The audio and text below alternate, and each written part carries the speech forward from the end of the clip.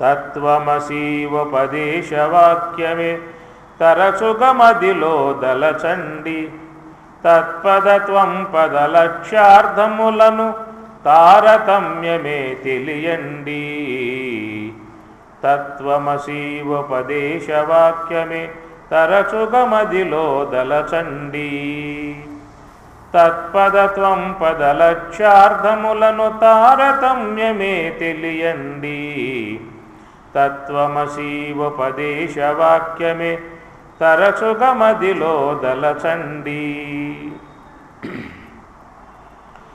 వాచ్యార్థంబులకైక్యమదవదు ఒప్పుగమదిలో దలచండి వాచ్యార్థంబులకైక్యమదవదు ఒప్పుగమదిలో దలచండి లక్ష్యార్థంబుల ఏకమగును ఇది లక్షణ వాక్యం వెరుగండి తత్వమసీవపదేశవాక్యమే తరచుగమదిలో దలచండి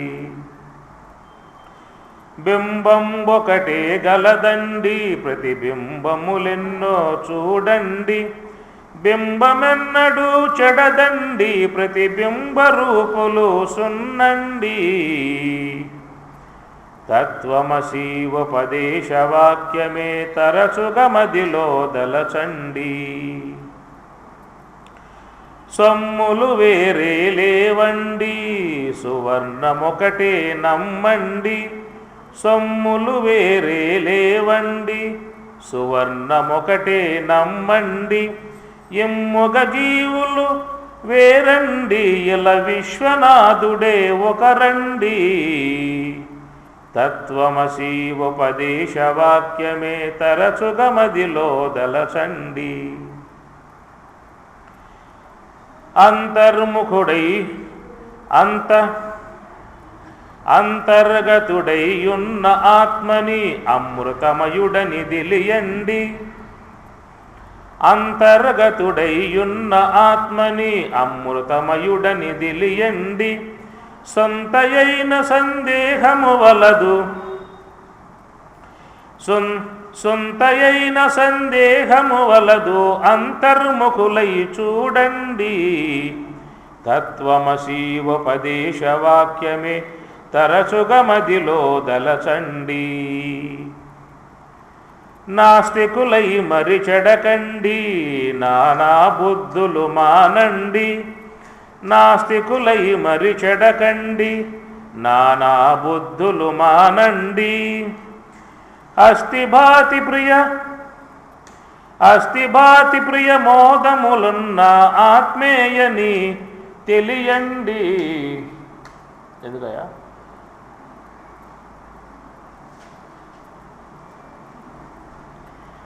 అస్థిభాతి ప్రియ మోదములన్నీ ఆత్మేయని మీరెరుగండి తత్వమసీవపదేశవాక్యమే తరచుగమదిలో దలచండి తత్వమసీవపదేశవాక్యమే తరచుగమదిలో దలచండి తత్వమసి మహావాక్యం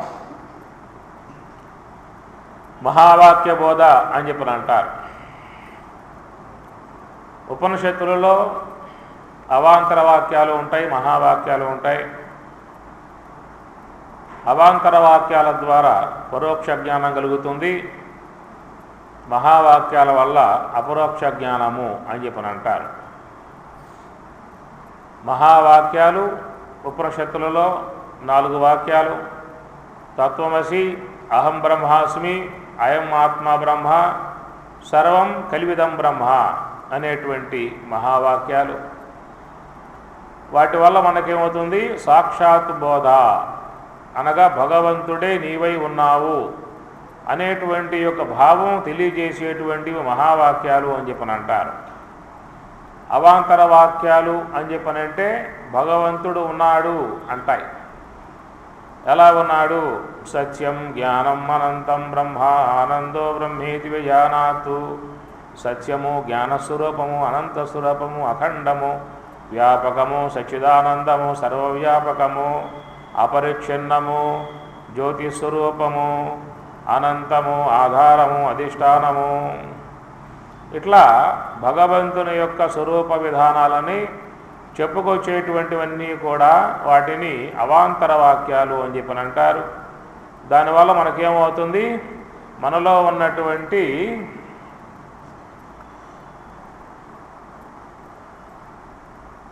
అసత్వ ఆపాద ఆవరణం అనేది పోతుంది. భగవంతుని పట్ల మనకి విశ్వాసం ఉన్నది. అయితే ఆ భగవంతుడు ఎట్లా ఉంటాడు అనేటువంటి విషయం మాత్రం మనకు తెలియదు. మన యొక్క ఉన్న అవగాహన దేవుని యొక్క విషయంలో పరులు చెప్పేటువంటి యొక్క వాక్యాలను బట్టి మనం ఏ ఏ దేవతారాధనలుగా భావించుకుంటూ ఉంటామో మనం ఆ దేవతారాధనలు అది అర్చించుకుంటూ ఉంటాం. కొంతమందికి రాముని పట్ల భక్తి ఉంటుంది, మరి కొద్దిమందికి కృష్ణుని పట్ల భక్తి ఉంటుంది, అమ్మవారి పట్ల భక్తి ఉంటుంది, అయ్యప్ప స్వామి పట్ల భక్తి ఉంటుంది, ఆంజనేయ స్వామి పట్ల భక్తి ఉంటుంది. ఇట్లా వాళ్ళ వాళ్ళ కులదైవములుగా ఆరాధించుకుంటూ ఉంటారు. ఆ వంశంలో ఆచారంగా వచ్చేటువంటి దేవతారాధనలు చేసుకోవటం ఉంటుంది. కానీ దైవము అనేటువంటి యొక్క విషయం సమగ్రంగా చెప్పగలిగేటువంటి విధానము ఉపనిషత్తుల ద్వారా తెలియబడుతుంది. ఉపనిషత్తులు అధ్యయనం చేసేటువంటి వారికి మాత్రమే భగవంతుడంటే ఏమిటో అనే విషయం తెలియబడుతుంది. లేని పక్షంగా ఉంటే మనం ఆ దేవతామూర్తులను ఆరాధించుకుంటూ పోతామే కానీ మోక్షం అనేటువంటి యొక్క మార్గంలో పోయే అవకాశం లేదు. ఎవరు దేవతల పట్ల ఆరాధన బుద్ధి కలిగి ఆరాధన భావన కలిగి సేవించుకుంటూ ఉంటారో ఆయా దేవతానుగ్రహముతో తమకున్నటువంటి సమస్యలు దుఃఖములు బాధలు తొలగింపజేసుకోవచ్చు. కానీ మోక్షము అని చెప్పనంటే ఆ విషయంలో మాత్రం మీకు సరైనటువంటి అవగాహన రావాలంటే ఉపనిషత్తులు అధ్యయనం చేయాలి. ఈశ కేన కట ప్రశ్న ముండ మాండి తైతిరేయ మొదలగు ఉపనిషత్తులు అధ్యయనం చేసేటువంటి వారికి మాత్రమే భగవంతుని యొక్క విషయంలో సరైనటువంటి ఒక అవగాహన కలిగే అవకాశం ఏర్పడుతుంది. లేని పక్షంలో మన యొక్క సమాజంలో ఉన్నటువంటి వారు ఏ ఏ దేవతా సంబంధ ఆరాధనగా పయనిస్తూ ఉంటారో అలాంటి మార్గాలలో మనం పోవడమే కానీ సరైనటువంటి యొక్క మార్గంలో పోయేదిగా మాత్రము మనకి ఉండదు. అందుచేత భగవంతుని యొక్క విషయంలో సమగ్రముగా ఒక అవగాహన కలిగి ఉండాలి. సరైన మార్గంలో పయనించాలి, మనం మోక్షాన్ని పొందాలి అన్నటువంటి అపేక్ష ఉన్నటువంటి వారు ఏం చేయాలి అనేటువంటి మాటకు తద్విద్ధి ప్రణిపాతేన పరిప్రశ్నేన సేవయా ఉపదేశంతి తే జ్ఞానం జ్ఞానినః తత్వదర్శినః అని పరమాత్మ గీతలో బోధిస్తాడు. తద్విద్ధి ప్రణిపాతేన పరిప్రశ్నేన సేవయా. మహాత్ములను ఆశ్రయించాలి, గురువులను ఆశ్రయించాలి. గురువుల ద్వారా మరి శాస్త్రాన్ని అధ్యయనం చేయగలిగితే వారికి భగవంతుని యొక్క విషయంలో సరైనటువంటి ఒక అవగాహన వచ్చే అవకాశము ఉంటుంది.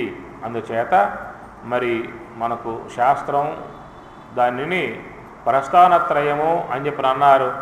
భగవద్గీత, బ్రహ్మసూత్రములు, ఉపనిషత్తులు వాటిని ప్రస్థానత్రయముగా చెప్పుకొస్తారు. అనగా ఈ జీవుడు ఏ యొక్క స్థానం పొందిన తర్వాత నా నివర్తంతే తిరిగి రాడో తత్ధామ పరమం మమ అలాంటి ఆ ధామాన్ని మోక్షధామాన్ని పొందే అవకాశం ఏర్పడుతుంది. కాబట్టి అందుచేత మరి ఇక్కడ శాస్త్ర జ్ఞానాన్ని చక్కగా అధ్యయనం చేయాల్సి ఉంటుంది. కాబట్టి ఆ శాస్త్రజ్ఞాన అధ్యయనం చేసేటువంటి వారికి అసత్వాపాదక ఆవరణం తొలగిపోతుంది. అనగా మూలా విద్య కారణంగా ఏర్పడేటువంటి యొక్క విధానమే అసత్వాపాదక ఆవరణం అంటారు. అసత్తు అంటే లేడు, భగవంతుడు లేడనేటువంటిది ఒక భావం ప్రజలలో ఉంటుంది. దాన్ని అసత్వాపాదక ఆవరణం అంటారు. భగవంతుడు ఉన్నాడు అనేటువంటి భావం రావాలంటే శాస్త్రాన్ని సశాస్త్రీయంగా అధ్యయనం చేసేటువంటి వారికి మాత్రమే కలుగుతుంది. అందుచేత మరి ఉపనిషత్తులలో చెప్పేటువంటి యొక్క వాక్యాలని అవాంతర వాక్యాలుగా చెప్పుకొస్తారు. ఇక్కడ మనం చెప్పుకునేటువంటి యొక్క వాక్యాన్ని తత్వమసి మహావాక్యం, ఇది మహావాక్యము అని చెప్పని అంటారు. ఈ మహావాక్యంలో ఉన్నటువంటి విధానం ఏంటంటే తత్తు త్వం అసి. తత్ అనగా ఆ భగవంతుడు, త్వం అనగా నీవు అసి అయి ఉన్నావు. తత్తు అనే పదము అవాంతర వాక్యమే, త్వం అనే పదము అవాంతర వాక్యమే. రెండింటి యొక్క ఐక్యతను బోధించేటువంటి యొక్క అసి అనేటువంటి పదం ద్వారా అది మహావాక్యముగా చెప్పబడుతుంది. తత్ అనగా అతడు, ఆ ఈశ్వరుడు ఉన్నాడు. త్వం అనగా నీవు ఉన్నావు. ఇలాంటి విషయాలలో ఎలాంటి యొక్క భేదము లేదు. అందుచేత ఈ అసి అసభువిత్యస్మాధాతోహో, అసి అంటే అయి ఉన్నావు అనేటువంటి మాట వాడటం కారణంగా అక్కడ కొంత సిద్ధాంతపరంగా ఉన్నటువంటి కొంత వాదోపవాదాలు కూడా దాని నుండి ఆవిర్భావం కావడం జరిగింది. దానిని అద్వైతం అన్నారు, విశిష్టాద్వైతం అన్నారు, ద్వైతం అన్నారు, త్రైతవాదం అన్నారు. అనేక సిద్ధాంతాలు కొన్ని ఉన్నాయి. నైయాయికులు, వైశేషికులు, సాంఖ్యులు, ఇలాగా అనేక సిద్ధాంతకారులు కూడా ఈ మహావాక్య విషయాలలో తమ అభ్యంతరాలను చెప్పడం జరుగుతుంది. అనగా భగవంతుడు భగవంతుడే, జీవుడు జీవుడే. భగవంతుడు భగవత్స్వరూపం, జీవుడెప్పుడూ కాడు. మోక్షానంతరం కూడా భగవంతునికి సమీపంలో ఈ జీవుడు సేవకుడుగా ఉంటాడు, భగవంతుని సేవించుకుంటూ ఉంటాడే కానీ భగవంతులలో లయమైపోవటం మాత్రం జరగదు అనేటువంటి విధానంలో సిద్ధాంతకారులు మాట్లాడే మాటలు ఉన్నాయి. ద్వైతంలో కానీ, విశిష్టాద్వైతంలో కానీ, త్రైతవాదంలో కానీ, గౌడీయ మతవాదంలో కానీ అనేక సిద్ధాంతాలు చాలా వరకు ఆ భగవత్ స్వరూపానికి సేవకుడుగా జీవుడు ఉన్నాడు అని చెప్పుకురావటమే జరుగుతుంది. కానీ ఇక్కడ తత్వమసి మహావాక్య బోధ మాత్రం మనకేం చెబుతుంది నేరుగా అని చెప్పనంటే నీవు భగవత్ స్వరూపం అయి ఉన్నావు అంటాడు. చాందోగ్యంలో కలిగేటువంటి యొక్క వాక్యం ఇది. అనగా శ్వేతకేతువుకు ఉద్దాలకుడు చెప్పేటువంటి యొక్క వాక్యం ఈ తత్వమసి మహావాక్యం. శ్వేతకేతువుకి ఉద్దాలకుడు 9 సార్లు ఈ తత్వమసి మహావాక్యాన్ని బోధిస్తాడు.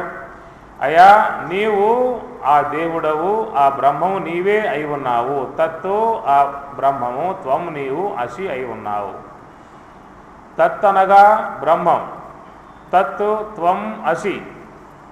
తత్తు అన్నప్పుడు ఇది నపుంసకలింగం. సంస్కృతంలో వచ్చినప్పుడు గ్రహించాల్సి ఉంటుంది.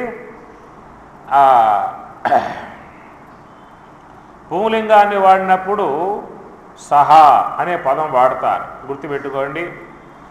సహ రామ, రామ పుంలింగం కాబట్టి సహ అనే పదం వాడాలి. సహ రామ, అతడు రాముడు అని అర్థం. అటునే స్త్రీలింగం వాడినప్పుడు సీత ఉంటుంది కదా, సా సీత అనాలి. సా అంటే అది స్త్రీలింగం, అది సా సీత, ఆమె సీత అనాలి. తత్ సీత అనకూడదు, తత్ రామ అనకూడదు. ఎందువల్ల రామ అనే పదం పుంలింగం కాబట్టి పుంలింగం వాడినప్పుడు ఏమన్నా అనాలి, సహ రామ అని చెప్పనాలి. సీత వస్తున్నాడు అని చెప్పని అంటారా? రాముడు వస్తున్నది అంటారా? అంటారా? అనరు. రాముడు వస్తూ ఉన్నాడు, సీత వస్తున్నది అన్నప్పుడు సంస్కృతంలో రాముడు రామ, రాముడు అన్నప్పుడు సహ రామ, అతడు రాముడు. సీత, గౌరీ ఇలాంటి పదాలు వాడినప్పుడు గౌరీ, సా గౌరీ, ఆమె గౌరీ అన వాడాలి. తత్తు అని ఎందుకు వాడతారు అని చెప్పనంటే నపుంసలింగం అయినప్పుడు నామవాచకం తత్ అనే పదం వాడాల్సి వస్తుంది. ఈ తత్తు, సహ, సా, తత్తు ఈ మూడు కూడా దకారాంతములే, దకారాంతములో వస్తాయి. దకారాంత పుంలింగ సహ, దకారాంత స్త్రీలింగ సా, దకారాంత నపుంసలింగ తత్తు సంస్కృతంలో వస్తాయి. దకారాంతమే, దకారాంతమే అది పుంలింగం అయితేనేమో సహ అవుతుంది, అదే దకారాంతం స్త్రీలింగం అయితేనేమో సా అవుతుంది, అదే దకారాంతం నపుంసలింగం అయితే తత్ అవుతుంది. తత్ తద్బ్రహ్మ కిం తద్బ్రహ్మ కిమధ్యాత్మం కిం కర్మ పురుషోత్తమ కిం తద్బ్రహ్మ తత్ బ్రహ్మ. ఓం తత్తు సత్తు అన్నారు. సత్తు బ్రహ్మము కాబట్టి తత్తు అది. అందుచేత బ్రహ్మము అనేటువంటి పదం స్త్రీలింగమా పుంలింగమా నపుంసలింగమా అది వచ్చే మాట. బ్రహ్మ అన్న పదం నపుంసలింగం. బ్రహ్మ బ్రహ్మణి బ్రహ్మాణి బ్రహ్మ బ్రహ్మణి బ్రహ్మాణి బ్రహ్మణ బ్రహ్మాభ్యాం బ్రహ్మభిః బ్రహ్మణే బ్రహ్మాభ్యాం బ్రహ్మభ్యః బ్రహ్మణః బ్రహ్మాభ్యాం బ్రహ్మభ్యః బ్రహ్మణః బ్రహ్మణోః బ్రహ్మణాం బ్రహ్మణి బ్రహ్మణోః బ్రహ్మసు. అందువల్ల బ్రహ్మన్ అనేటువంటి పదం నపుంసలింగం కాబట్టి దకారాంత నపుంసలింగం తత్శబ్ద.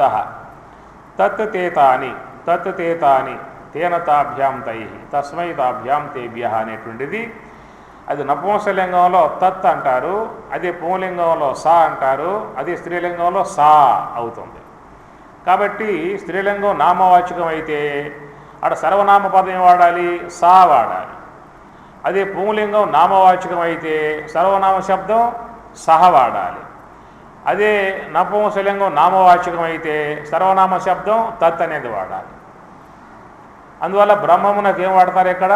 సా వాడతారా, సహ వాడతారా, తత్ వాడతారా? తత్. ఎందువల్ల అంటే బ్రహ్మన్ అనే పదం నపుంసలింగం కాబట్టి తత్ బ్రహ్మ అంటారు. సహ బ్రహ్మ అనకూడదు. ఎందువల్ల? బ్రహ్మ బ్రహ్మన్ శబ్దం నపుంసలింగం కాబట్టి, సహ అది పుంలింగం కాబట్టి పుంలింగం వాడకూడదు, తత్ అనే పదం వాడాలి. తత్తు త్వం అసి తత్ అని చెప్పనంటే బ్రహ్మం. మనకు ఆ తత్వమసి మహావాక్యంలో మరి అక్కడ బ్రహ్మం అనే పదం వాడలేదు. త్వం అంటే నీవు నామవాచకం ఇది. తత్ అనేది అక్కడ బ్రహ్మమునకు సర్వనామ పదం అది. బ్రహ్మ త్వం అసి అన్నాడేమన్నా మహావాక్యంలో? బ్రహ్మ త్వం అసి అనలేదుగా. తత్తు త్వం అసి తత్తు అంటే అది. అదంటే ఏమిటి? తత్ అన్నప్పుడు బ్రహ్మమును తీసుకోవాలి అక్కడ. అండ్ తత్ అంటే అది అన్నప్పుడు అది సర్వనామ పదం అది. అది అంటే తత్ గుడ్యం, తత్తు అనేక పదాలు వస్తాయి. గుడ్యం అంటే గోడ, తత్ గుడ్యం, తత్తు అనేక పదాలు వస్తాయి లోకంలో నపుంసలింగాలలో. తత్ జ్ఞానం, జ్ఞానం నపుంసలింగమే. తత్ జ్ఞానం అది జ్ఞానము. కాబట్టి అది అన్నప్పుడు సర్వనామ పదం. అది దేనికి వర్తించే అవకాశం ఉంటుంది అన్నప్పుడు అది బ్రహ్మమునికే అర్థం చేసుకోవాలి కానీ ఇంకో దాన్ని చేసుకునే అవకాశం లేదు. అందువల్ల నీవు త్వం అనే మాట వాడినప్పుడు నీవు అనబడుతుంది ఇక్కడ. మరి నీవు అన్నప్పుడు నీవు ఉన్నావా అంటే ఉన్నాను అంటారు. ఏదే ఉన్నావు? స్త్రీనై ఉన్నా, పురుషుడినై ఉన్నా, బ్రహ్మచారిని, గృహస్థుడిని, వానప్రస్థుడిని, సన్యాసిని, బ్రహ్మచారిని, ఇలాంటివన్నీ కూడా స్త్రీలకు కూడా వస్తాయి కదా. బాల, ప్రౌఢ, వృద్ధ ఇవన్నీ స్త్రీలకు వస్తాయి. పురుషుడికైతే బాల్యం, యవనం, వృద్ధాప్యం అని పురుషులకు వస్తాయి. ఈ విధంగా ఈ యొక్క త్వం అన్నప్పుడు నీవు అని చెప్పి అన్నప్పుడు ఆ నీవులో చాలా ఉన్నాయి. చాలా చేరి నీవుగా చెబుతూ ఉన్నావు. టోటల్గా నేను అని చెప్పని అంటావు. త్వం అంటే నీవు, అహం అంటే నేను. నేను అని చెప్పని అన్నప్పుడు ఏం చెబుతాం మనం? నేను అన్నప్పుడు తెలియబడేటువంటి యొక్క దేహమే నేనుగా చెప్తాం. లోకంలో సాధారణంగా అందరికీ కూడా నేను అనేటువంటి యొక్క పదవాచకం ఏం చెబుతాము అంటే కనబడేటువంటి యొక్క దేహమే నేను అనే భావనగా చెప్తాం. ఎందుకంటే చిన్నప్పటి నుంచి మనకు తల్లిదండ్రులు కానీ, సమాజం కానీ, పౌరులు కానీ ఇచ్చిన భావన దేహ సంబంధ భావమే కానీ ఆత్మ సంబంధ భావన ఎవరో మనం కలగజేయలేదు. చిన్నప్పటి నుంచి ఈ యొక్క దేహాన్ని చూసుకుంటూ ఉన్నాం, దేహమే నేనుగా భావించుకుంటూ ఉన్నాం. ఆ దేహానికి ఒక నామం పెట్టుకున్నాం, ఆ నామం పలికితే ఓయ్ అంటాం. అందుచేత ఈ దేహం యొక్క సంబంధ భావనలు ఉండిపోయాం. అయితే ఈ శరీరంలో ఇంకా చాలా ఉన్నాయి, అనేక వస్తువులు చేరున్నాయి. జ్ఞానేంద్రియాలు, కర్మేంద్రియములు, అంతరేంద్రియములు, ప్రాణవాయువులు అనేకం చేరి ఉన్నటువంటి యొక్క భాగాలకు మొత్తం చేరి మనము నేను అనేటువంటి యొక్క పదంగా వాడుకుంటూ ఉంటాం. కనుక ఇవన్నింటి యొక్క స్వరూపముగా చేరి ఉన్నటువంటి యొక్క నేను అనేటువంటి యొక్క అతడు జీవుడు. వాటి యొక్క భావాలలో మునిగిపోయి ఉన్నాడు కాబట్టి దీన్ని విశిష్టాత్మగోచర ఆంతర ప్రత్యక్ష ప్రమా అని చెప్పని అంటారు. విశుద్ధాత్మగోచర ఆంతర ప్రత్యక్ష ప్రమా అనేది మహాత్ములకు ఉంటుంది. విశిష్టాత్మగోచర ఆంతర ప్రత్యక్ష ప్రమ, విశిష్టము అని చెప్పనంటే విశేషణములు కలిగి ఉన్నటువంటి వాడు విశిష్టుడు. అందువల్ల ఈ జీవుడు అనబడేటువంటి వాడు విశేషణములు కలిగి ఉన్నాడు. ఏమిటా విశేషణములు అని చెప్పనంటే అనాత్మ ఏవైతున్నావో అనాత్మ యొక్క సంబంధమై ఉన్న ధర్మాలు తనపై ఆరోపితం చేసుకుని వ్యవహరించేటువంటి వాడుగా ఉన్నాడు కాబట్టి ఇతడు విశిష్టుడు అనేటువంటి యొక్క రూపం కలిగి ఉన్నాడు. విశేషణము కలిగి ఉన్నటువంటి యొక్క దానిని విశిష్టము అని చెప్పని అంటారు. లోకములో అన్నీ కూడా విశిష్టములే, ఏదో ఒక విశేషణం కలిగి ఉంటుంది. అక్కడ 10 ఘటాలు ఉన్నాయనుకోండి, 10 కుండలు ఉన్నాయి. మనం ఒక వ్యక్తికి చెబుతాం, అయ్యా ఆ తెల్లగా ఉండే ఘటం పట్టుకురా అని చెప్పని అంటాం. అప్పుడు అతను ఏం చేస్తాడు, మిగతా ఘటాలు వేరు చేసి ఆ ఘటాన్ని మాత్రం పట్టుకొస్తాడు. అంటే ఆ ఘటానికి తెలుపు రంగు విశేషణం. ఆ విశేషణం ఏం చేసిందని చెప్పనంటే ఇతర ఘటాలను వేరు చేసి చూపించే వ్యావర్తికంగా ఉంటుంది. అది ఇతర ఘటాలను వేరు చేసి చూపించే వ్యావర్తికం అంటారు. వ్యావర్తికం అంటే తెల్ల ఘటం పట్టుకురా అన్నప్పుడు వాడు నల్ల ఘటం, బులుగు ఘటం, ఎరుపు ఘటం అవన్నీ పక్కన పక్కన ఉన్నాయి. అయితేడు తెల్ల ఘటాన్నే పట్టుకొస్తాడు. అన్ని ఘటాలే, అన్ని కొండలే, 10 కొండలు ఉన్నాయన్నమాట. అయినా కానీ ఆ తెల్ల ఘటం పట్టుకొస్తాడు. ఆ తెలుపు అనేది విశేషణం ఆ ఘటానికి అన్నమాట. లేకున్నట్లయితే బాగా పొట్ట ఉన్న ఘటం తెమ్మంటాడు, లేక చిన్న మూతి ఉన్న ఘటం తెమ్మంటాడు. అవి విశేషణాలే. అక్కడ 10 ఘటాలు ఉన్నప్పుడు 10 ఘటాలు ఒకే రకంగా ఉండకపోవచ్చు. ఒకటి బాగా చిన్నదిగా ఉండవచ్చు, మూతి చిన్నదిగా ఉండవచ్చు, కడుపు పెద్దదిగా ఉండవచ్చు, లేక పొట్టిదిగా ఉండవచ్చు. అందువల్ల ఆ విశేషణములు కలిగి ఉన్నటువంటి యొక్క వస్తువులు లోకంలో ఎన్నో ఉన్నాయి. అన్ని విశేషణాలే. ఒక వ్యక్తిని తీసుకోండి, ఒక ఆకారం తీసుకోండి, ఒక వస్తువు తీసుకోండి, ప్రతి వస్తువులో విశేషణాలు ఉంటాయి, ప్రతి వ్యక్తిలో విశేషణాలు ఉంటాయి. ఆ విశేషణాలను బట్టి మనం వాళ్ళను గొప్పవారుగా, నీచులుగా, దుర్మార్గులుగా, తక్కువవారుగా, గొప్పవారుగా భావిస్తూ ఉన్నాము అని చెప్పనంటే మానవులంతా ఒకటేగా. మానవులంతా ఒకటే అయినప్పటికీ కూడా వాళ్ళ విశేషణాలను బట్టి వాడు నీచుడురా, వాడు దుర్మార్గుడురా, అతను మంచివాడురా, ఆయన సాత్వికుడురా, ఆయన మేలు చేసేవాడురా అని చెబుతూ ఉంటాం. అవన్నీ కూడా వాళ్ళ యొక్క విశేషణములతో వాళ్ళు భాషిస్తూ ఉంటారు. అట్లాగా మరి లోన ఉన్నటువంటి విశేషణాలు, దేహానికి ఉండే విశేషణాలు, ఇంద్రియాలకు ఉండే విశేషణాలు, ఇవన్నీ కూడా విశేషణాలను కలిగి ఉన్నటువంటి వాడు జీవుడు. ఎందుకు? వాడితో సంబంధం పడి ఉన్నాడు. జ్ఞాత అనగా జీవుడు వ్యానవాయువుతో సంబంధం పడి శ్రోత్రేంద్రియం ద్వారా శబ్దమును విని వాగేంద్రియంతో మాట్లాడుతూ ఉన్నాడు. ఈ జ్ఞాత మనసుతో కలియగానే సమాన వాయువుతో సంబంధం పడి త్వగేంద్రియం ద్వారా స్పర్శ గ్రహించి పాణేంద్రియంతో విసర్జిస్తూ ఉన్నాడు, లేక ఆనాదానం ఇచ్చుపుచ్చుకుంటూ ఉన్నాడు. ఈ జ్ఞాత అనగా ఈ జీవుడు బుద్ధితో కలియగానే సమాన వాయువుతో సంబంధించి నేత్రేంద్రియం ద్వారా దృశ్యాన్ని చూస్తూ ఉన్నాడు, పాదేంద్రియంతో ఆగమనం చేస్తూ ఉన్నాడు. ఈ జ్ఞాతే, ఈ జీవుడే చిత్తముతో కలియగానే ప్రాణవాయువుతో సంబంధించి జిహ్వేంద్రియం ద్వారా రసాన్ని, రుచులను ఆస్వాదిస్తూ ఉన్నాడు. గుఖేంద్రియం ద్వారా విసర్జిస్తూ ఉన్నాడు, ఆనందాన్ని పొందుతూ ఉన్నాడు.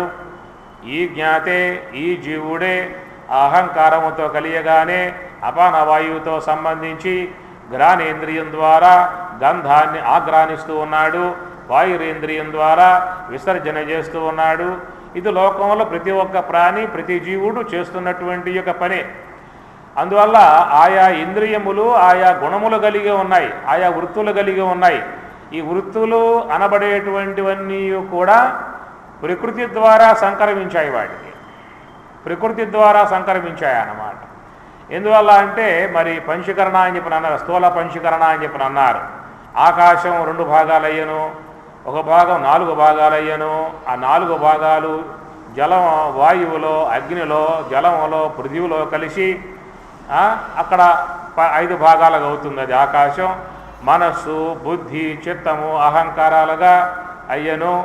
అటనే వాయు భాగం 2 భాగాలై, అర్ధ భాగం 4 భాగాలై, అది మళ్ళీ ఆకాశంలో, వాయువులో, అగ్నిలో, జలములో, పృథివిలో చేరి వ్యాన, ఉదాన, సమాన, ప్రాణ, అపాన వాయువులుగా ఏర్పడ్డాయి. ఇది పంచీకరణ. మీకు తెలుసు అందరికీ బాగా, చెప్పాల్సిన అవసరం లేదు. మీరు మహా దిట్టలు, మీరు మాకంటే గొప్పగా తెలిసిన వాళ్ళు ఏదో మీరు సాత్వికులు కాబట్టి వింటున్నారు విషయాలని. కాబట్టి మన శరీరంలో ఉన్నటువంటివన్నీ కూడా ఒక్కొక్క విశేషణం కలిగి ఉన్నది. దేని విశేషణం దాందే. మనస్సు సంకల్పించే విశేషణం, బుద్ధి నిశ్చయించే విశేషణం, చిత్తం గ్రహించే విశేషణం, అహంకారం అభిమానించే విశేషణం. ఎందుకు వచ్చింది? ఆయా భూతముల యొక్క అంశములతో జనించాయి కాబట్టి. మనస్సు కదులుతుంది, కారణం ఏమిటి? వాయువాంశం దాంట్లో ఉంది కాబట్టి. బుద్ధి నిశ్చలంగా ఉంటుంది, ఎందువల్ల అంటే దాంట్లో అగ్ని అంశం ఉంది కాబట్టి. చిత్తం చెల్లిస్తూ ఉంటుంది, ఎందువల్ల దాంట్లో జలాంశం ఉంది కాబట్టి. అహంకారం కఠినంగా ఉంటుంది, అహంకారం కాఠిన్యం కలిగి ఉంటుంది, ఎందువల్ల అంటే పృథ్వీ అంశం దాంట్లో చేరి ఉన్నది కాబట్టి. ఈ విధంగా ఆయా ఇంద్రియములు స్వతసిద్ధముగా ప్రకృతి యొక్క దాంట్లో నియంత్రణ కలిగి ప్రకృతి యొక్క స్వభావాలను సంతరించుకుని అవి నిర్మాణం చేయబడ్డాయి. ఆ నిర్మాణం చేయబడ్డటువంటి యొక్క ఇంద్రియములు వాటి యొక్క ప్రవృత్తులలో అవి ప్రవర్తిస్తూ ఉన్నాయి. ఆ విధముగా ప్రవర్తించేటువంటి వాటి యందు కేవలం సాక్షి మాత్రుడుగా ఉండగలిగేటువంటి విధానం జ్ఞానికి మాత్రమే ఉంటుంది. ఎవరైతే ఆత్మజ్ఞుడై ఉన్నాడో, బ్రహ్మజ్ఞానే ఉన్నాడో, బ్రహ్మజ్ఞానే ఉన్నటువంటి వాడు మాత్రమే వాటి జోలికి పోకుండా అవన్నీ కూడా ప్రవర్తిస్తూ ఉంటే ఆ ప్రవర్తించేటువంటి యొక్క వాటి పట్ల సాక్షి మాత్రుడుగా ఉండి ఆయన తన యొక్క స్వరూప స్థితి నుంచి జారిపోకుండా ఆ స్వరూపమునందే ఉంటాడు. వాటి యొక్క గుణగణాలని సాక్షి మాత్రంగా వాడు చూడగలుగుతూ ఉంటాడు. ఆ విధంగా చూడగలిగేటువంటి విధానం కలిగి ఉన్నటువంటి వానికి ఆ ఇంద్రియముల ద్వారా, దేహేంద్రియ సంఘాతముల ద్వారా కలిగేటువంటి యొక్క సుఖ దుఃఖాలకు జ్ఞాని గురి కాడు. ఆగమా అపాయిన అనిత్యా తాను తితిక్షస్వ. ఆగమా అపాయిన అనిత్యా, అనిత్యములు ఆగమాపాయిన వస్తూ ఉంటాయి, పోతూ ఉంటాయి అనేటువంటి విధానంగా వాటి పట్ల ఉదాసీన భావం కలిగి ఉంటాడు. ఉదాసీనవత్తు ఆసీన. అలా ఉండగలిగేటువంటి యొక్క విధానం ఎవరికి వస్తుంది? ఎవరైతే ఆ దేహేంద్రియముల నుండి విడబడి, దేహేంద్రియ సంఘాతము నుండి విడబడి స్వరూప జ్ఞానాన్ని, అపరోక్ష జ్ఞానాన్ని పొంది ఉంటాడో, ఆ అపరోక్ష జ్ఞానమును పొంది ఉన్నటువంటి వాడు మాత్రమే దేహేంద్రియముల యందు కేవలం సాక్షి మాత్రముగా, విలక్షణముగా వాడి క్రియలను చూచేటువంటి వాడుగా, ఆ క్రియలలో తగులు కొనక, ఆ క్రియల ద్వారా కలిగేటువంటి యొక్క వికారాల గురి కాకుండా కేవలం వాటి యందు సాక్షి మాత్రముగా ఉండగలిగేటువంటి యొక్క విధానం యోగులకు, జ్ఞానులకు మాత్రమే ఉంటుంది. కాయేన మనసా బుద్ధ్యా కేవలైః ఇంద్రియైః అపి యోగినః కర్మ కుర్వంతి. కాయేన మనసా బుద్ధ్యా కేవలైః, కాయేన కాయము చేత, మనసా మనసు చేత, బుద్ధ్యా కాయేన మనసా బుద్ధ్యా బుద్ధి చేత, కేవలైః ఇంద్రియైః. ఆ విధంగా మరి ఆ విశేషణాలలో పడిపోకుండా, వాటి యొక్క వికారాలకు గురి కాకుండా, వాటి ద్వారా వచ్చేటువంటి యొక్క వేదనలకు గురి కాకుండా, మనోబుద్ధ్యాది ఇంద్రియముల యొక్క వికారాలకు గురి కాకుండా కేవలం సాక్షి మాత్రముగా ఉండి స్వరూప అనుభవాన్ని పొందుతూ, స్వరూప ఆనందాన్ని ఆస్వాదిస్తూ ఆ స్వరూపములోనే ఉండగలిగేటువంటి విధానం గలవాడు మాత్రమే ఆ దేహేంద్రియముల యొక్క వికారాలకు వాటి యొక్క వ్యవహారాలకు సాక్ష్య మాత్రముగా ఉండగలుగుతాడు. ఇక ఆ స్వరూప జ్ఞానం లేకుండగా అవిద్యాబద్ధుడై ఇంద్రియములకు దాసుడై రాగద్వేషముల గలవాడై దేహ వ్యామోహాలలో మునిగిపోయి ఉన్నటువంటి యొక్క ఆ జీవుడు ఆ దేహేంద్రియములలో ఉన్నటువంటి ఆ క్రియలు తనపై ఆరోపితం చేసుకుంటాడు. ఆరోపితం చేసుకుని ఆ క్రియ అనేటువంటి స్వరూపమే తన యందు స్వరూపముగా అధ్యస్థం చేసుకుంటాడు. దాన్ని శంకరాచార్యుల వారు అధ్యాస భాష్యములో ధర్మాధ్యాస అని ధర్మ సహిత ధర్మి యొక్క అధ్యాస అని చెప్పని అధ్యాస భాష్యంలో చెప్పటం జరుగుతుంది. ఇట్లాగా లోకములో ఉన్నటువంటి వాళ్ళందరూ కూడా ధర్మాధ్యాసలో ధర్మ సహిత ధర్మి యొక్క అధ్యాసలో మునిగి ఉన్నారు. మేము దాంట్లో ఉన్నాము అన్న జ్ఞానం లేదు, ఉన్నది మాత్రం దాంట్లోనే. అర్థమవుతున్న మాటలో మేము ఆ విధమైనటువంటి యొక్క భ్రాంతిలో లేము అనేటువంటి యొక్క విషయం కూడా తెలియబడదు, కానీ ఉన్నది మాత్రం దాంట్లోనే మునిగి ఉన్నాము. అందుచేత ఏమైంది ఇక్కడ అంటే విశేషణములు గలవాడు విశిష్టుడు జీవుడు అన్నారు. త్వం అన్నప్పుడు నీవు, నీవు అంటే నీవుగా చెబితే నేను అంటాం. ఎదురు వ్యక్తి మాట్లాడితే నీవు, నువ్వు మాట్లాడుకుంటే నేను అంటాం కదా. అహం నేను, ఎదుటి వ్యక్తి అయితే త్వం నీవు. ఆ నీవెవరంటే అహం నేను, నేను అని చెప్పనంటే నేను ఎలా ఉన్నాను అనేటువంటి యొక్క మాటకు అనాత్మ యొక్క సంబంధమై ఉన్నటువంటి యొక్క వస్తువుల యొక్క తాదాత్మ్యమును పొంది ఉన్నాం కాబట్టి ఆ తాదాత్మ్యమును పొంది ఉన్నటువంటి యొక్క స్వరూపముతో ఉన్నటువంటి యొక్క నేను జీవుడుగా పిలువబడుతూ ఉన్నాను. కాబట్టి తత్వమసీవోపదేశవాక్యమే తరచుగా మదిలో దలచండి. తత్వమసి, తత్వమసి, అసి పక్కన పెడదాం ముందు. త్వం అర్థమైతే తర్వాత తత్వలకు పోవచ్చు.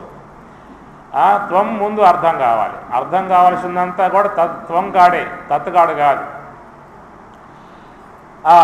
అందువల్ల త్వం అని చెప్పి అన్నప్పుడు ఏమిటి, నీవు, నీవు చెప్పుకుంటే ఏమంటావు, నేను అంటావు. ఆ నేను అనబడేటువంటి యొక్క అది ఎట్లా ఉన్నది అని చెప్పనంటే ఈ మనలో ఉన్నటువంటి దేహేంద్రియ సంఘాతములలో ఉన్నటువంటి యొక్క నేను అని అర్థం. ఆ నేనును మనం ఏం చేశాము అంటే ఈ దేహం మీద ముందు ఆరోపితం చేశాం. నేను అనేది ఈ దేహం మీద ఆరోపితం చేశాం. చేసి ఏం చేస్తూ ఉన్నాము, నేను పుట్టాను, నేను చస్తాను అనేటువంటి భయాలతో కూడి ఉన్నాం. ఎందువల్ల అంటే ఆ నేను అనబడేటువంటి యొక్క మూల స్వరూపం అది పుట్టేది కాదు, నశించేది కాదు. శాస్త్రం బోధిస్తూ ఉన్నది. అచ్ఛేద్యోయం అదాహ్యోయం అక్లేద్య అశోష్య ఏవచ నిత్య సర్వగత స్థాణు అచలహాయం సనాతన. ఛేద్య ఛేదింపబడదు, అదాహ్య కాల్పబడదు. శాస్త్రం బోధించే మాట. మనకు ఆ శాస్త్ర జ్ఞానం లేదు కాబట్టి గురువులతో మనకు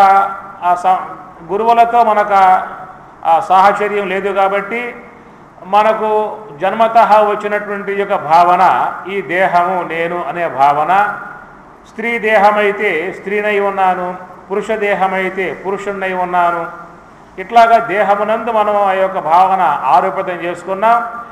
ఆ దేహం బాల్యంలో ఉంటే నేను బాల్యుణ్ణి, ఆ దేహం యవనంలో ప్రవేశిస్తే నేను యవనస్తుణ్ణి, ఆ దేహం వృద్ధాప్యంలో ప్రవేశిస్తే నేను వృద్ధాప్యుణ్ణి అనేటువంటి దేహ సంబంధ భావాలు నా మీద ఆరోపితం చేసుకుంటూ ఉన్నాను. అట్లాగా నల్లగా ఉన్నా, పొట్టిగా ఉన్నా, లావుగా ఉన్నా, సన్నగా ఉన్నా, బారుగా ఉన్నా, బ్రహ్మచారిగా ఉన్నా, గృహస్థునిగా ఉన్నా, వానప్రస్థునిగా ఉన్నా, సన్యాసిగా ఉన్నా, ఇది కూడా భ్రాంతిలో భాగమే. నేను సన్యాసిని అనుకోవడం కూడా భ్రాంతిలో భాగమే. కాబట్టి ఇక్కడ దీనిని జీవుడు అనబడేటువంటి అతడు ఎందుకయ్యాడు, జీవుడు అనబడేదిగా ఎందుకయ్యాడు అని చెప్పనంటే అనేక విశేషణములు తన మీద ఆరోపితం చేసుకున్నాడు కాబట్టి జీవభావాన్ని పొందాడు. అనేక విశేషణములు, ఏమిట విశేషణములు అని చెప్పన్నప్పుడు చూడండి,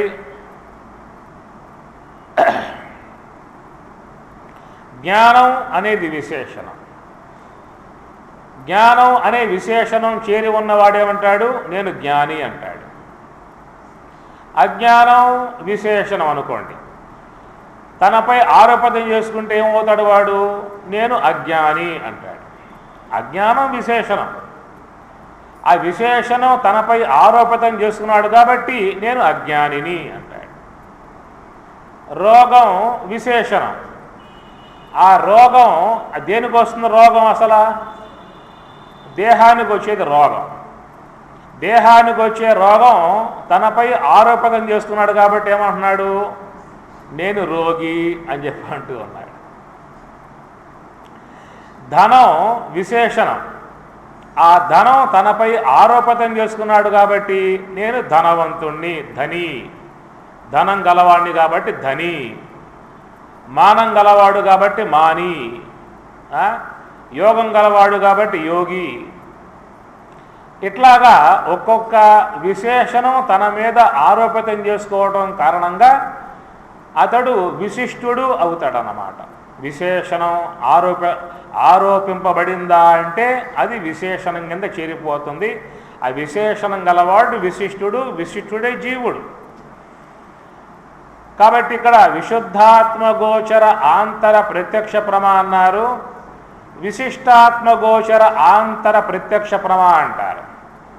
విశుద్ధాత్మగోచర ఆంతర ప్రత్యక్ష ప్రమా అని చెప్పనంటే యోగ సమాధిని పొంది ఉన్నటువంటి వాడికి అక్కడ ఇవన్నీ జడమై పడిపోయి ఉంటాయి కాబట్టి యోగ సమాధిలో ఏమీ ఉండవు, అక్కడేం ఉండవు, ఏం పని చేయవు.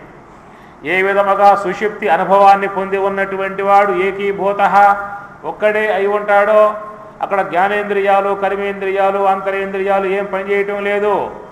అవన్నీ పనిచేస్తూ ఉంటే సుషుప్తావస్థ అని చెప్పని అంటారా? అవన్నీ పనిచేస్తూ కూర్చుంటే సుషుప్తావస్థ అంటారా? జాగ్రత్త అవస్థ అంటారు. అవన్నీ కూడా పనిచేయటం మానుకున్నాయి కాబట్టి దాన్ని మనం సుషుప్తి అవస్థ అని చెప్పని అన్నాం. ఆ సుషుప్తి అవస్థలు ఎట్లా ఉన్నాడు అంటే ఏకీభూత ఒక్కడే ఉన్నాడు, మిగతావన్నీ కూడా పడిపోయి ఉన్నాయి, జడమై ఉన్నాయి అన్నమాట. వాటిల్లో చలనం లేదు, కదిలికలు లేవు, జడమై పడిపోయి ఉన్నాయి. అలాగా జడమై పడిపోయి ఉన్నటువంటి యొక్క విధానం లాంటి విధానమే మరొక విధానం ఉన్నది. ఆ విధముగా జడమై పడిపోయి ఉన్నటువంటి యొక్క విధానమే మరొక విధానం ఉన్నది. అది ఎవరికి వస్తుంది? మనకొచ్చిందిగా. సమస్త ఇంద్రియములు పని చేయకుండా ఉండేటువంటి విధానం మనకి ఉన్నదిగా. ఉందా లేదా? ఉన్నదిగా. ఉన్నది కాబట్టి సుషుప్త అవస్థ అని చెప్పని అన్నాం. మరి సమస్త ఇంద్రియములు పని చేయకుండా ఉండేటువంటి యొక్క విధానం మరొక విధానంగా ఎవరికైనా ఇంకోళ్ళకు ఉన్నదా? మనకు కాకుండా ఎవరికి లేదా? ఎవరికి ఉన్నది? యోగులు, వారిని బ్రహ్మవేత్తలు అని చెప్పని అంటాం. మనకే విధంగానైతే జ్ఞానేంద్రియములు, కర్మేంద్రియములు, అంతరేంద్రియములు మొత్తం కూడా పనిచేసేటువంటి విధానం లేకుండా ఉన్నటువంటి ఒక అనుభవం మనకెట్లా ఏర్పడుతూ ఉన్నదో వాళ్ళకు కూడా ఉన్నది. జ్ఞానేంద్రియములు, కర్మేంద్రియములు, అంతరేంద్రియములు కూడా పని చేయకుండా పడిపోయి ఉండేటువంటి విధానం కూడా వాళ్ళకి ఒక విధానం ఉన్నది. వాళ్ళనేమో జ్ఞానులు అన్నాం, వీళ్ళనేమో అజ్ఞానులు అని చెప్పని అన్నాం. అజ్ఞానం ఉంది కాబట్టి అజ్ఞానులు అన్నాం, అజ్ఞానం లేదు కాబట్టి జ్ఞానులు అని చెప్పని అన్నాం. రైట్. కాబట్టి వాళ్ళల్లో ఇంద్రియాలు పనిచేయటం లేదు, జ్ఞానం ఉన్నది కాబట్టి జ్ఞానులు అయ్యారు. వీళ్లకు ఇంద్రియాలు పనిచేయటం లేదు, అజ్ఞానం ఉంది కాబట్టి అజ్ఞానులు అని చెప్పని అన్నారు. అజ్ఞానం ఉన్నది కాబట్టే మళ్ళా జన్మ వస్తూ ఉన్నది. అది అనగా జ్ఞానేంద్రియాలు, కర్మేంద్రియాలు, అంతరేంద్రియములు పనిచేసే విధానం లేకుండా పోయే విధానం మనకి ఉన్నది. జ్ఞానేంద్రియాలు, కర్మేంద్రియములు, అంతరేంద్రియములు పనిచేసే విధానం లేకుండా విధానం వాళ్ళకి ఉన్నది. వాళ్ళకి మనకి ఒకే విధానం కలిగి ఉన్నప్పటికీ కూడా వాళ్ళల్లో జ్ఞానం ఉన్నది, వీళ్ళల్లో అజ్ఞానం ఉన్నది. అజ్ఞానం అంటే ఏమిటి? అది బీజం, జన్మాంకురం. ఆ అజ్ఞానం ఉన్నంత వరకు మరి ఈ యొక్క విశ్వంలో ఈ దేహాలు అనేటువంటి వస్తూనే ఉంటాయి. ఏ విధంగా భూమిలో గింజ ఉంటుందో ఆ గింజ ఉన్నంత, ఆ భూమిలో ఏ ప్రకారంగా దుంప ఉంటుందో ఆ దుంప ఉన్నంత వరకు మొక్కలు వస్తూనే ఉంటాయి. అట్లాగా మనలో కూడా ఆ మూలా విద్య అన్నారు, అజ్ఞానము అన్నారు, కారణదేహము అన్నారు. ఆ మూలా విద్య ఉన్నంత వరకు, అజ్ఞానం ఉన్నంత వరకు జీవభావం ఉంటుంది. ఆ జీవత్వం ఉన్నంత వరకు అజ్ఞాన కారణంగా ఈ దేహాలను మొక్కలు వస్తూనే ఉంటాయి. ఎన్నిసార్లు ఆ భూమి యొక్క స్థాయి వరకు ఆ కొమ్మలు కొట్టేసిన మళ్ళా ఈ వస్తూనే ఉంటాయి. అట్లా మనం కూడా ఎన్ని ఈ యొక్క దేహాలు విడిచిపెట్టినా మళ్ళా దేహాలు వస్తూనే ఉంటాయి. ఏమి ఈ దేహం వచ్చింది, ఈ దేహం ద్వారా బాధపడుతూ ఉన్నాగా. మీ ఇంటి ముందు ఒక ముళ్ళ మొక్క మొలిచింది, అది పెద్దదైపోయింది, నువ్వు నడవాలంటే ఇబ్బంది కలుగుతూ ఉన్నది. ఆ ముండ్ల వల్ల నీకు చాలా బాధ కలుగుతూ ఉన్నది. ఒక వ్యక్తిని పిలిపించావు, మొత్తం కూడా కత్తితో తీసేశావు, ఆ బాధ పోయినట్లుగా భావించావు. కొద్ది కాలం కాగానే మళ్ళా యథావిధిగా అది కొమ్మలు బాగా విస్తరించాయి, మళ్ళా బాధ కలగజేస్తూనే ఉన్నాయి. మళ్ళీ ఏం చేశావు అంటే దాన్ని సమూలంగా కొట్టేసేసావు. తాత్కాలికంగా బాధ పోయింది. కొద్ది కాలం కాగానే ఏమవుతుందో మళ్ళా కొమ్మలు వచ్చేస్తూ ఉన్నాయి, మళ్ళా బాధలు ఆరంభం అవుతూనే ఉన్నాయి. అట్లా కొట్టేసినప్పుడు తాత్కాలిక బాధ పోతుంది, మళ్ళీ కొమ్మలు పెరిగిపోయిన తర్వాత మళ్ళీ వాటి వల్ల ఇబ్బందులు బాధలు వస్తూనే ఉన్నాయి. ఆ ప్రకారంగా మనం కూడా ప్రారబ్ధం లోన ఉన్నటువంటి సంచిత కర్మ, లోన ఉన్నటువంటి యొక్క మూలా విద్య అజ్ఞానం ఉన్నప్పుడు ఏమవుతుంది? ఈ మొక్క అనేటువంటి యొక్క చెట్టు బాగా మొలిసింది. మనకి చెట్టు ద్వారా, ఈ మొక్క ద్వారా ఏమొస్తూ ఉన్నాయి? అనేక బాధలు, వేదనలు, సమస్యలు, దుఃఖములు, రోగములు, రొప్పులు, రుసుగులు అనేకం వస్తూ ఉన్నాయి కదా. ఈ వచ్చేటువంటి విధానంలో ఏం చేసాం? మనం ఆ మొక్క కాస్త మనం కొట్టేస్తాం, ఉంచుకుంటామా? బాబా ఇంకెందుకని చెప్పని అంటారు, యమధర్మరాజా రావయ్యా ఈ దేహం తీసుకుపోవా అని చెప్పి అంటాంలా. అట్లాగా ఈ మొక్క కొట్టేశారు. ఈ మొక్క కొట్టేస్తే ఏమైపోయింది? తాత్కాలిక బాధ పోయింది. మళ్ళీ కొద్ది కాలం కాగానే మళ్ళీ మొక్క వచ్చిందిగా, ఇంకో మొక్క వచ్చిందిగా, మళ్ళీ ఆ దేహం ధరించావు. మళ్ళీ ఆ దేహంలో బాల్యంలో ఉండే బాధలు, బాల్యంలో యవనంలో ఉండే బాధలు, యవనంలో వృద్ధాప్యంలో ఉండే బాధలు, వృద్ధాప్యంలో అనేక బాధలు, వేదనలు, దుఃఖములు, సమస్యలు, వ్యాధులు ఈ రూపంగా అనుభవిస్తూ ఉన్నాం, బాధపడుతూ ఉన్నాం. ఈ బాధపడేటువంటి యొక్క మనం ఏం చేసామంటే దొంప అట్లాగే పెట్టుకున్నాం, మొక్క మాత్రం కొట్టేసుకున్నాం. మొక్క చెట్టు కొట్టేశాం, పోయింది, తాత్కాలిక బాధ పోయింది. మళ్ళీ ఏమవుతుంది? దుంప ఉందగా, మళ్ళీ ఇంకో మొక్క వస్తుంది, పెరుగుతుంది, మన ఏర్లని పెరిగిపోతాయి, కొమ్మలు పెరిగిపోతాయి. ఆ దేహం ద్వారా మళ్ళా బాధలు, వేదనలు, సమస్యలు, దుఃఖాలు. ఆ విధంగా మరి ఇక్కడ అనేక దేహాలు ఈ జీవుడికి. మానవ దేహమే కాదుగా, పశుదేహం, పక్షిదేహం, క్రిమిదేహం, దోమదేహం, క్షేమదేహం, అనేక దేహాలు వస్తూ ఉంటాయి. ఆయా దేహాలలో నానా బాధలు పొందుతూ ఉంటాడు. ఒక మానవ దేహం అయితే ఆ మానవ దేహంలో ఆ కలిగేటువంటి యొక్క బాధలకు ప్రత్యామ్నాయ మార్గాలు ఉన్నాయి. వాన పడుతుంది, గొడుగు వేసుకున్నావు, కాలు కాలుతూ ఉన్నాయి, చెప్పులు వేసుకున్నావు, చలి పుడుతున్నది, దుప్పటి కప్పుకున్నావు. ఇలాంటి ప్రత్యామ్నాయ మార్గాలు కొన్ని మానవ జీవితంలో ఉంటే, మానవ దేహంలో ఉంటే చేసుకోవచ్చు. అది పశు దేహంలో ఉన్నావు, గార్ధబ దేహంలో ఉన్నావు అనుకో, అప్పుడేం చేయాలి? కాలు కాలుతున్నాయి, చెప్పులు వేసుకుంటావా? ఎండ వస్తుంది, గొడుగు వేసుకుంటావా? చలి వేస్తుంది, దుప్పటి కప్పుకుంటావా? అక్కడ అలాంటి సౌలభ్యాలు ఏమీ లేవు. ఆ దేహాల్లోకి పోతే అనుభవించాల్సిందే, మోగగా బాధతో అనుభవించాల్సిందే తప్ప ప్రత్యామ్నాయంగా చేసుకునే అవకాశాలు లేవు. అది మానవ దేహంలో కొంతవరకు మనకు అనుకూలత ప్రత్యామ్నాయంగా వచ్చే బాధల నుంచి ఉపశమనం చేసుకునేటువంటి విధానం మానవ దేహంలో మాత్రమే ఉన్నది. అందుచేత మరి ఆ లోన దుంప ఉన్నంత వరకు మొక్కలు వస్తూ ఉంటాయి. ఆ మొక్క వల్ల ఇక్కడ మొక్క అంటే మొక్క జామ మొక్క, మామిడి మొక్క, ముండ్ల మొక్క, ఏ మొక్క అదనమాట. సరే జామ మొక్క అనుకోండి, మంచి కాయలు కాస్తాయి, తినవచ్చు ఆ పని. మామిడి మొక్క అనుకోండి, రసాల కాయలు వస్తాయి, తినొచ్చు. సరే ఉంటాయి, అలాంటివి కూడా ఉంటాయి. కొంతమంది జీవితాలు మరి పుణ్య విశేషంతో వస్తాయి కాబట్టి పుట్టుకతోనే ఉన్నత కుటుంబంలో జన్మిస్తారు, ఉన్నతమైనటువంటి సుఖాలు అనుభవించే విధానంగా వస్తాయి. అట్లా అక్కడ దుఃఖాలు లేవా అంటే దుఃఖాలు అక్కడ ఉంటాయి, కానీ సుఖాలు కొంచెం ఎక్కువ, దుఃఖాలు కొంచెం తక్కువ అని చెప్పేసి అని ఇట్లా లోన ఉన్నటువంటి యొక్క మూల విద్య అజ్ఞానం ఉన్నంత వరకు ఈ దేహాలైన మొక్కలు వస్తూ ఉంటాయి. మొక్కల నుంచి మనం అనేక బాధలు దుఃఖాలు పొందుతూ ఉంటాం. మొక్కలు పోతూ ఉన్నాయి, మళ్ళా వస్తున్నాయి, మొక్కలు పోతున్నాయి, మళ్ళా వస్తున్నాయి. లోన అజ్ఞాన దుంప ఉన్నంత వరకు దాన్ని అజ్ఞానము కారణదేహము అని చెప్పి అన్నారు. అందుచేత ఆ కారణదేహం గలవాడు పొందేటువంటి అవస్థ సుషిప్త అవస్థ అని చెప్పి అన్నాం.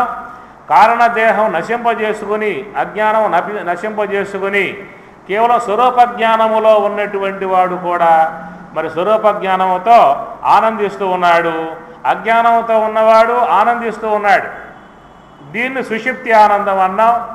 మరి సుజ్ఞానంతో, ప్రజ్ఞానంతో, ఆత్మజ్ఞానంతో ఉన్నవాడు ఆనందిస్తూ ఉన్నాడు. దాన్ని బ్రహ్మానంద జ్ఞానం, బ్రహ్మానందము అన్నాం. ఇక్కడేమో సుషిప్తి ఆనందం, ఆడ సమాధి ఆనందం, ఇట్లాగా చెప్పుకున్నట్టు జరుగుతుంది. కాబట్టి ఆ విశేషణాలు మన శరీరములో ఉన్నటువంటి ఏవైతే ఉన్నాయో విశేషణములు అని చెప్పినట్టు ఏం చెప్పుకున్నా, మన దేహములో ఉన్నటువంటి ఇంద్రియాలు, జ్ఞానేంద్రియాలు, కర్మేంద్రియములు, అంతరేంద్రియాలు అవన్నీ కూడా ఒక్కొక్క ధర్మం కలిగి ఉన్నది. నేత్రేంద్రియం చూసే ధర్మం, శ్రోత్రేంద్రియం వినే ధర్మం, ఘ్రాణేంద్రియం వాసన గ్రహించే ధర్మం, జిహ్వేంద్రియం రసం గ్రహించే ధర్మం, ఇవన్నీ వాటి ధర్మాలు. ఆ దేహానికి ఉన్నటువంటి ధర్మాలు నల్లగా, పొట్టిగా, లావుగా, సన్నగా, ఇంకా పైన అధ్యస్థంగా చేయబడ్డటువంటి బ్రాహ్మణ, క్షత్రియ, వైశ్య, శూద్ర ఇవన్నీ కూడా కేవలం కల్పనా సంబంధ భావాలు, కల్పనా సంబంధమైనటువంటి యొక్క విశేషణాలు, కల్పనా సంబంధ విశేషణాలు. అవి కూడా మనం పైన ఆరోపితం చేసుకున్న వాటిని కూడా ఈ విధంగా దేహ సంబంధ ధర్మాలు కానీ, ఇంద్రియ సంబంధ ధర్మాలు కానీ ఇవన్నీ కూడా మనం వాటిల్లో కలగాపులంగా చేసుకుని మనపై ఆరోపితం చేసుకున్నాం. కాబట్టి లోన ఉన్నటువంటి అతడు జీవభావంలో పూర్తిగా తగులుకున్నాడు, జీవభావంలో పూర్తిగా కూరుకుపోయాడు. శ్రోత్రేంద్రియం వింటే నేను వింటున్నాను అంటాడు, వాగేంద్రియం మాట్లాడితే నేను మాట్లాడుతున్నాను అంటాడు, నేత్రేంద్రియం చూస్తూ ఉంటే నేను చూస్తున్నాను అంటాడు. ఈ ప్రకారంగా ఆ ఇంద్రియాల ధర్మాలు తనపై ఆరోపణం చేసుకున్నాడు. దేహం యొక్క ధర్మాలు, దేహం పుట్టింది, నేను పుట్టాను, దేహం చనిపోతుంది, నేను చనిపోతూ ఉన్నాను. ఈ ప్రకారంగా లోన ఉన్నటువంటి యొక్క జీవుడు దేహేంద్రియముల యొక్క సంబంధమై ఉన్నటువంటి ధర్మాలు తనపై ఆరోపితం చేసుకుని ఉన్నాడు. కాబట్టి ఈ మొత్తం కూడా ఒక వాక్యార్థముగా చెప్పుకొస్తారు. త్వంపద వాక్యార్థము అని చెప్పిన అన్నారు. ఆ త్వంపద వాక్యార్థంలో ఉన్నదేమిటి లక్ష్యార్థము అంటే దాన్ని ప్రత్యేగాత్మ అని చెప్పని అంటారు. త్వంపద వాక్యార్థం, త్వంపద లక్ష్యార్థం. లక్షణావృత్తికి విషయం లక్ష్యార్థం ఏమి, వాచకమునకు విషయం వాక్యార్థం. అందువల్ల తొలగింపబడేటువంటిదంతా కూడా వాక్యార్థము అన్నారు. తొలగించటానికి వీలు కాకుండా ఉన్నటువంటి యొక్క భాగాన్నేమో లక్ష్యార్థము అని చెప్పని అంటారు. మరి ఈ మొత్తం యొక్క సమూహాన్ని చేర్చి మనం త్వం పదముగా చెప్పుకొస్తూ ఉన్నాం. త్వం అంటే నీవు, నీవు అని చెప్పన్నప్పుడు లోన ఉన్నటువంటి అనాత్మ ఉన్నదే, ఆ అనాత్మ అనేటువంటి యొక్క భాగమంతా కూడా చేర్చుకొని ఈ త్వం పదము యొక్క స్వరూపముగా చెప్పుకొస్తూ ఉన్నాం. దాని మహాత్ములు ఏమన్నారు అని చెప్పనంటే జహద్ లక్షణ, అజహద్ లక్షణ, జహద లక్షణ అనేటువంటి విషయాలు మనకి చెప్పుకొస్తారు. జహత్తు అంటే వదలటము, అజహత్తు అంటే వదలకపోవటము. జహత్తు అజహత్తు అని చెప్పనంటే కొన్ని వదిలి కొంత వదలకుండగా ఉండటము. జహత్తు అన్నప్పుడు మొత్తం వదిలిపెట్టేశాం, వదిలిపెట్టడం వలన లోన ఉన్న చైతన్యంతో కూడా పోయింది కాబట్టి లక్ష్యార్థం పొందే అవకాశం లేదు అన్నారు. కాబట్టి జగత్తు లక్షణ కుదరదు అని పక్కన పెట్టేసేసారు. అజహత్తు తీసుకోవటం అని చెప్పి అన్నప్పుడు అనాత్మతో కూడా ఆత్మను తీసుకోవటం అవుతుంది కాబట్టి అక్కడ కుదిరే వ్యవహారం కూడా కాదు అన్నారు. అందువల్ల ఏం చేశారు, జహద్ అజహద్ లక్షణ, కొంత వదిలి కొంత తీసుకోవటం. అంటే ఆత్మ కంటే అన్యముగా ఉన్నటువంటి అనాత్మను వదిలి ఆత్మను గ్రహించటాన్ని జహత్ అజహద్ లక్షణగా మనకి ఆ తత్వమసి మహావాక్య బోధలో చెప్పటం జరుగుతుంది. అందుచేత ఇక్కడ మనం ఈ యొక్క బోధనా విధానంలో ఏం చేశామంటే జహద్ లక్షణ కుదరదయ్యా, అజహద్ లక్షణ కుదరదయ్యా, ఈ రెండు పక్కన పెట్టేద్దాము, జహద్ అజహద్ లక్షణ అనే అంశం ద్వారా తీసుకుందామని చెప్పి అన్నాడు. ఏం చేశాడు, అనాత్మనంతటిని కూడా వదిలాడు, లోన ఉన్నటువంటి యొక్క ఆత్మను గ్రహించాడు. సరిపోయిందా? కేవలం ఇది మనకు ఒక బోధనా సంబంధముగా అవగాహనకు వచ్చేటువంటి విషయమే కానీ అనుభవరూపకంగా వచ్చే విషయం కాదు. కాబట్టి జహద్ అజహద్ లక్షణ ఉపయోగించాను, జహత్ ఉపయోగిస్తే కుదరదండి, అజహత్ ఉపయోగిస్తే కుదరదండి. అందువల్ల రెండు వాడుకున్నాను, జహత్తు వాడుకున్నాను, అజహత్తు వాడుకున్నాను. జహత్తు అంటే అనాత్మనంతటిని వదిలిపెట్టేసేసా, అజహత్తు అంటే ఆత్మను మాత్రమే గ్రహించా. అయ్యిందా? ఏం కాల, అవన్నీ అట్లాగే ఉన్నాయి లోపల. కేవలం నీకు మాటల గారడీతో ఏదో అయ్యిందనిపించింది, వదిలిపెట్టేసేసాం, గ్రహించాం. ఏం గ్రహించాం? ఏం కాల, అట్లాగే ఉన్నాయి. మాటల వల్ల అవటమే కానీ అవటం మాత్రం కాలేదు. ఎప్పుడవుతుంది అది నీకు? ఎప్పుడైతే నీవు క్రియారూపకంగా నివృత్తి మార్గంలో అడుగు పెడతావో అప్పుడు ఆరంభమవుతుంది. ఏది వదలాలో ఏది గ్రహించాలో అనేటువంటి విధానం నీకు అది సాధనలో మాత్రమే వచ్చేటువంటి విధానం. నిర్మలం తం విజానీయాత్ షడోర్మిరహితం శివం ప్రభాశూన్యం మనఃశూన్యం బుద్ధిశూన్యం నిరామయం సర్వశూన్యం నిరాభాసం సమాధిస్తస్య లక్షణం నిర్మలం తం విజానీయాత్ షడోర్మి రహితం శివం. లోన ఉన్నటువంటి శివతత్వం, శివ అంటే మంగళకరుడు. మన ఈ శరీరము చైతన్యవంతముగా, శోభాయమానముగా, కళావంతముగా, పూజ్యవంతముగా, గౌరవప్రదముగా, మంగళకరంగా ఈ దేహం అనేది ఉన్నదని చెప్పనంటే ఆ దేహములో ఆ చైతన్యం ఉండబట్టి, చైతన్యాశ్రయంలో ఈ దేహం ఉన్నది కనుక, చైతన్య ఆశ్రయం లేకుండా పోయిందా ఈ దేహము అంటే ఆ దేహాన్ని ఏం చేస్తారు? గౌరవిస్తారా? సత్కరిస్తారా? ఆహ్వానం చేస్తారా? ఇంట్లో కూర్చోబెడతారా? అలంకారాలు చేస్తారా? అవి చేస్తారు. కూర్చోబెడతారుగా, బొట్లు పెడతారుగా, నీళ్లు పోస్తారుగా, పసుపు రాస్తారుగా, పూలు పెడతారుగా, ఎన్ని చేస్తారు. అది అలంకారమా? చివరి అలంకారం అది. ఏమి కాబట్టి అలాంటి ఆ దేహానికి ఇలాంటి యొక్క గౌరవము, సన్మానము, పూజ్యత్వం. రండి మా ఇంట్లో ఉండండి, కూర్చోండి, టిఫిన్ తినండి, ఇప్పుడు మా ఇంట్లో ఉండండి, విశ్రమించండి, పోవచ్చులేండి, ఏమి ఇబ్బంది పడతారు మీరు అనే విధానంగా ఉన్న ఆ చైతన్యాశ్రయం లేకుండా దేహం ఉంటే అంటారా? అన్నారు.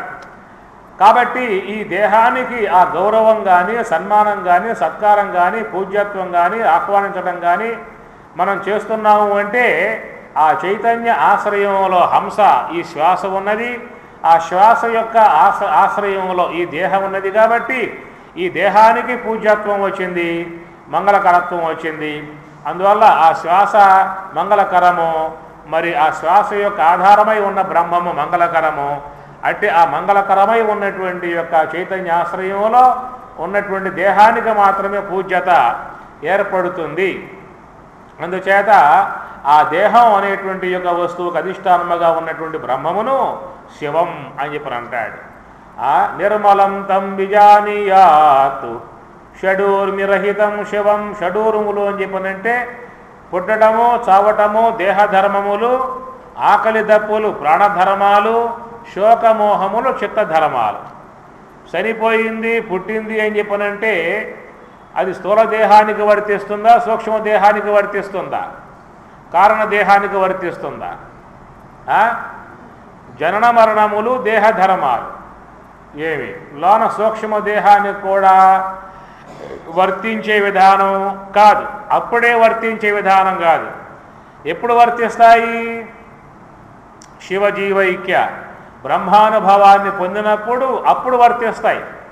లోన ఉన్న సూక్ష్మదేహానికి, లోన ఉన్న కారణదేహానికి మరణించటము, అది పుట్టింది, ఎప్పుడో పుట్టిందో మనకు తెలియదు. స్థూల దేహానికైతే ఓ డేట్ ఉన్నది, బర్త్డే రాస్తాంగా, డెత్ డే రాస్తాంగా.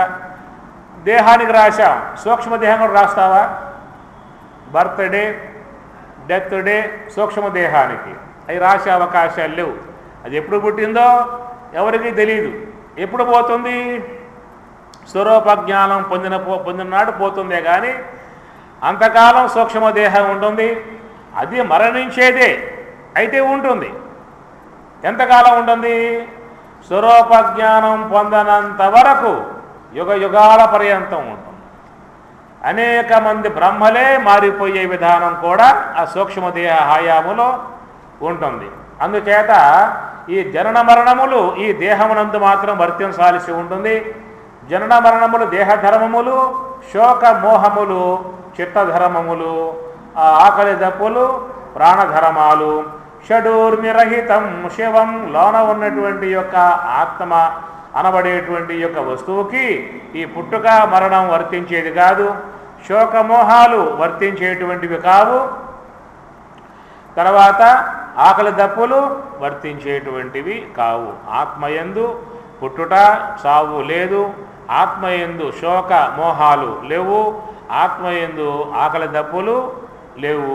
అవి కేవలం ఈ యొక్క ఇంద్రియాలు, ఆ చిత్తాన్ని బట్టి శోకమోహాలు, ప్రాణాన్ని బట్టి ఆకలి దప్పులు, దేహాన్ని బట్టి జననము మరణాలనేటువంటి వర్తింపబడతాయి. ఆ విధముగా అతీతముగా ఉన్నటువంటి యొక్క ఆ ఆత్మ యొక్క స్వరూప అనుభవాన్ని పొందేటువంటి ఉద్దేశం ఉన్నటువంటి వాడు ఏమి చేయాలయా అని చెప్పన్నట్లయితే ప్రభాశూన్యం మనశూన్యం బుద్ధిశూన్యం నిరామయం సర్వశూన్యం నిరాభాసం సమాధిస్తస్య లక్షణం. ప్రభాశూన్యం అన్నాడు. ముందుగా చేయాల్సిందేమిటి? ప్రభ అంటే వృత్తులు. మనస్సులో సంకల్ప వృత్తి, బుద్ధిలో నిశ్చయ వృత్తి, అహంకారంలో అభిమానించే వృత్తి, నేత్రేంద్రియంలో చూచే వృత్తి, శ్రోత్రేంద్రియంలో వినే వృత్తి, ఇవన్నీ వృత్తులే. ప్రభాశూన్యం. ఎవరి యొక్క ఇంద్రియాలైతే యోగ సమాధిలో లయమైపోతాయో వాళ్ళ ఇంద్రియాలయందు వ్యాపారం లేదు. ఇక ప్రభాశూన్యం మనశూన్యం బుద్ధిశూన్యం నిరామయం సర్వశూన్యం నిరాభాసం. ఇది కేవలం ఈ శ్లోకం మంత్రం అనుభవ వేద్యమై ఉన్నటువంటి యొక్క అంశము. నివృత్తి మార్గంలో పయనించేటువంటి వారికి మాత్రమే కలిగేటువంటి యొక్క అనుభవము.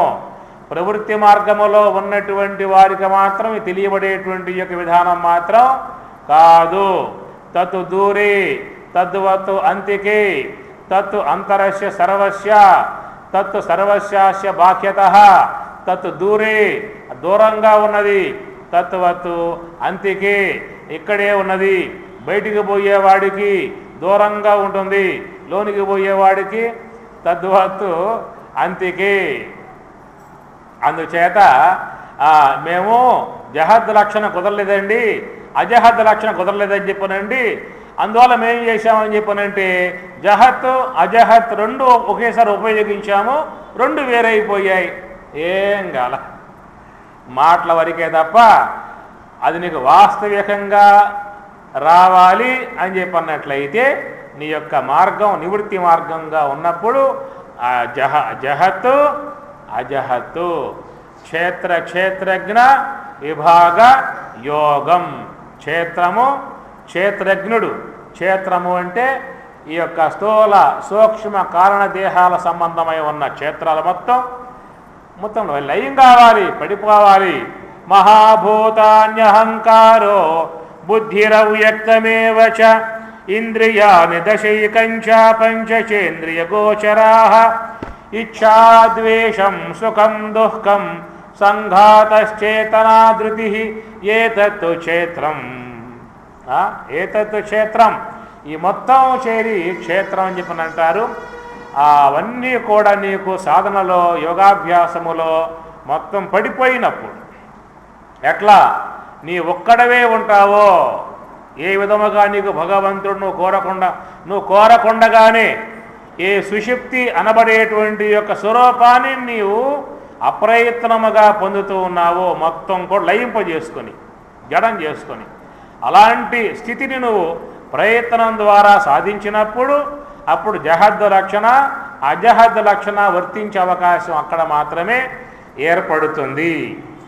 తత్వమసీవపదేశవాక్యమే తరచుగమదిలో దలచండి తత్పదత్వం పదలక్ష్యార్థములకు తారతమ్యమే తెలియండి.